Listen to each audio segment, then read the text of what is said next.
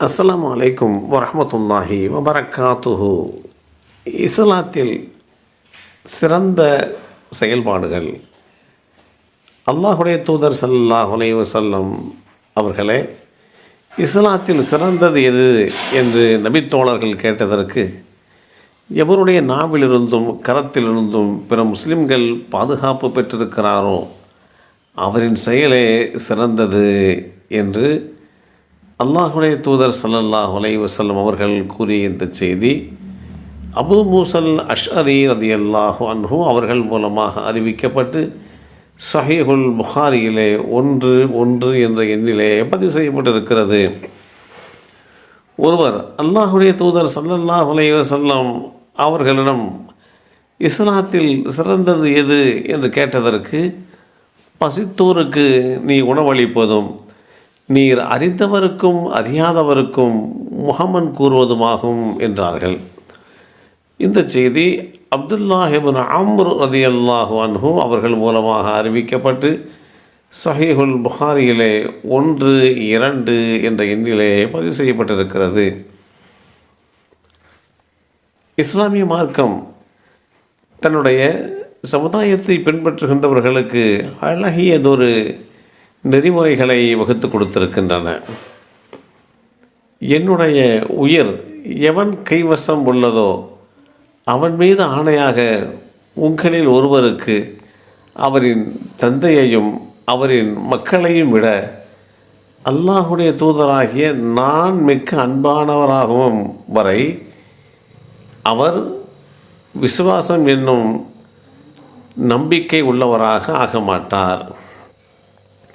இப்படி அல்லாஹுடைய தூதர் அவர்கள் வழிகாட்டினார்கள் என்கின்ற அடிப்படையிலே அவர்களை பிரியப்படுவது, அவர்கள் காட்டித்தந்த வழிமுறைகளை சிறமேற்கொண்டு செயல்படுவது, இப்படி எண்ணற்ற வழிமுறைகளை இந்த மார்க்கம் அடியார்களுக்கு போதித்திருக்கிறது.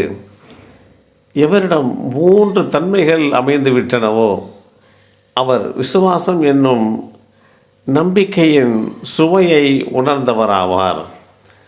அவை அல்லாஹும் அவனுடைய தூதரும் ஒருவருக்கு மற்றதையும் விட அதிக நேசத்திற்கு உரியவராக ஆகுவது, ஒருவர் மற்றவரை அல்லாஹ்விற்காக வேண்டி நேசிப்பது, நெருப்பில் வீசப்படுவதை வெறுப்பது போல் நிராகரிப்புக்கு திரும்பிச் செல்வதை வெறுப்பது என்று அல்லாஹுடைய தூதர் ஸல்லல்லாஹு அலைஹி வஸல்லம் அவர்கள் போதித்த அந்த போதனைகளையும் நாம் பார்க்கிறோம். இப்படி எண்ணற்ற வழிமுறைகள் நபி ஸல்லல்லாஹு அலைஹி வஸல்லம் அவர்கள் இந்த சமுதாயத்திற்கு போதித்து காட்டியிருக்கின்றார்கள். அன்றைய நாளிலே திருடுவது, மற்ற குற்றச் செயல்களில் ஈடுபதெல்லாம் சர்வசாதாரணமாக நடந்து வந்தது. அல்லாஹ்விற்கு ஒருவர் விசுவாசம் கொள்ள வேண்டும் என்று வந்துவிட்டார் என்று சொன்னால் திருடுவதில்லை, உங்கள் குழந்தைகளை உயிரோடு புதைப்பதில்லை, நிகழ்காலத்திலும் வருங்காலத்திலும் யார் மீதும் அவதூறு கூறுவதில்லை, எந்த நல்ல காரியத்திலும் அல்லாஹுடைய தூதராகிய எனக்கு மாறு செய்வதில்லை என்று என்னிடம் ஒப்பந்தம் செய்து கொள்ளுங்கள். உங்களில் அவற்றை நிறைவேற்றுகிறவருடைய நற்கூலி அல்லாஹ்விடம் உள்ளது.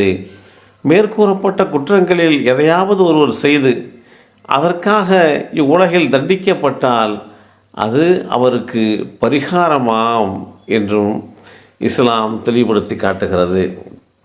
இப்படி எண்ணற்ற நெறிமுறைகளை போதித்து சீரிய வாழ்க்கை வாழ்வதற்கு இஸ்லாம் வழிகாட்டி தந்திருக்கிறது.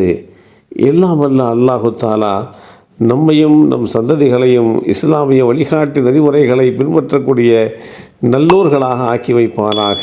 அஸ்ஸலாமு அலைக்கும் வரஹ்மத்துல்லாஹி வபரக்காத்துஹு.